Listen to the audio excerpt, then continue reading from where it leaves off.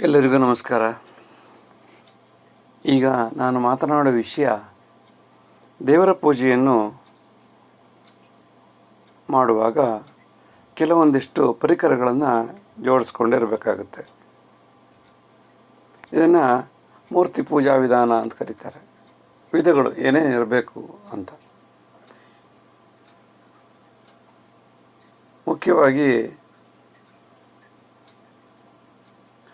ಪೂಜಾ ವಿಧಾನ ಒಂದೊಂದು ಊರಲ್ಲಿ ಒಂದೊಂದು ಥರ ಒಂದೊಂದು ರೀತಿ ಇರುತ್ತೆ. ಆದರೆ ಇದರ ಮೂಲತತ್ವ ಒಂದೇ ಆಗಿದೆ. ಉತ್ತರ ಭಾರತದಲ್ಲೂ ಅದೇ, ದಕ್ಷಿಣ ಭಾರತದಲ್ಲೂ ಅದೇ. ನಿತ್ಯ ಪೂಜೆಗೆ ಸಾಮಾನ್ಯವಾಗಿ ಪ್ರಸಿದ್ಧವಾಗಿರುವುದು ಏನೂ ಆಗದೇ ಇದ್ದಾಗ ಪಂಚೋಪಚಾರ ಅಂತ 5 ರೀತಿಯ ಉಪಚಾರಗಳು.